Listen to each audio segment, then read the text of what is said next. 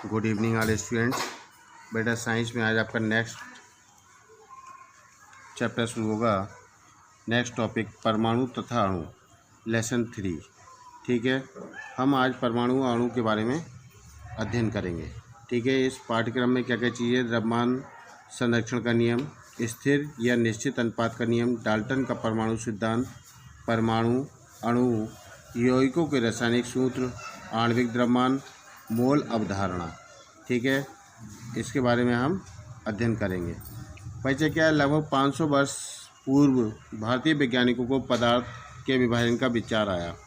ठीक है, महर्षि कर्णाद नामक वैज्ञानिक ने प्रतिपादित किया कि यदि हम पदार्थों को विभाजित करते जाएं तो पदार्थ के छोटे छोटे कण प्राप्त होते जाएंगे तथा एक सीमा ऐसी आएगी जब कणों को पुनः विभाजित नहीं किया जा सकेगा। ठीक है, अब परमाणु का नाम किसने दिया? परमाणु का नाम जो है वो 1804 में प्रसिद्ध वैज्ञानिक जॉन डाल्टन ने सूक्ष्म कणों को एटम कहा था, जिसका अर्थ है अविभाजित। ठीक है बेटा, परमाणु की खोज किसने की थी? जॉन डाल्टन ने की थी। कब की थी? 1804 में की थी। ठीक है, अब आता है द्रव्यमान संरक्षण का नियम। सन 1774 में फ्रेंच वैज्ञानिक ए लेवोसियर ने इस नियम का प्रतिपादन किया। अगर क्वेश्चन पूछा जाए आपको द्रव्यमान संरक्षण का नियम किसने प्रतिपादित किया और कब प्रतिपादित किया, तो आप लिखेंगे सन 1774 में फ्रेंच वैज्ञानिक ए लेवोसियर ने इस नियम का प्रतिपादित किया था तथा लैंडोल्ट ने इसे सत्यापित किया। ठीक है, लेवोसियर को रसायन का जनक कहा जाता है। इन्होंने रासायनिक अभिक्रियाओं का विस्तार से अध्ययन किया और सत्यापित किया कि अभिक्रिया में भाग लेने वाले अभिकारकों का कुल द्रव्यमान रासायनिक अभिक्रिया के फलस्वरूप बढ़ने वाले उत्पादों का कुल द्रव्यमान समान होता है। ठीक है, ये तो आपने इसका बेसिक चीज़ पढ़ी। अब आता है द्रव्यमान संरक्षण का नियम। द्रव्य अविनाशी है। द्रव्य को ना तो उत्पन्न किया जा सकता है और ना ही नष्ट किया जा सकता है। इसे एक रूप से दूसरे रूप में बदला जा सकता है। अभिक्रिया के दौरान अभिकारकों व उत्पादों का द्रव्यमान समान रहता है। ठीक है, अपनी भाषा में भी आप लिख सकते हैं कि द्रव्य अविनाशी है, ना तो इसे नष्ट कर सकते हैं ना ही उत्पन्न कर सकते हैं। इसे केवल एक रूप से दूसरे रूप में परिवर्तित कर सकते हैं। ये क्या है? द्रव्यमान संरक्षण का नियम है। भौतिक तथा रासायनिक अभिक्रियाओं के दौरान अभिकारकों व उत्पादों के द्रव्यमानों में कोई अंतर नहीं होता। इस नियम को निम्न उदाहरण द्वारा आसानी से समझा जा सकता है।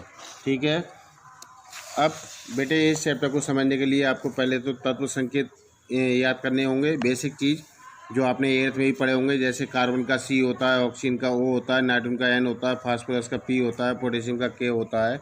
वो आपने 8th में भी किए होंगे, लेकिन 8th में थोड़े कम थे बेटा, 9th में थोड़े से बढ़ आएंगे। ठीक है, कार्बन को वायु में जलाने पर, इसका एग्जाम्पल द्रव्य संरक्षण के नियम का एग्जाम्पल आपको मैं करा रहा हूँ। कार्बन को वायु में जलाने पर कार्बन डाइऑक्साइड प्राप्त होती है। यानी कार्बन की हम ऑक्सीजन से क्रिया कराते हैं तो हमें कार्बन डाइऑक्साइड प्राप्त होती है। कार्बन प्लस O2, O2 क्या है? ऑक्सीजन। कार्बन प्लस O2 की अभिक्रिया कराएंगे तो हमें CO2 प्राप्त होगी, यानी कार्बन डाइऑक्साइड प्राप्त होती है। नेक्स्ट, जब 100 ग्राम कैल्शियम कार्बोनेट को बंद पात्र में विघटित किया जाता है, यानी उसको गर्म किया जाता है, तो 56 ग्राम कैल्शियम ऑक्साइड तथा 44 ग्राम कार्बन डाइऑक्साइड बनती है।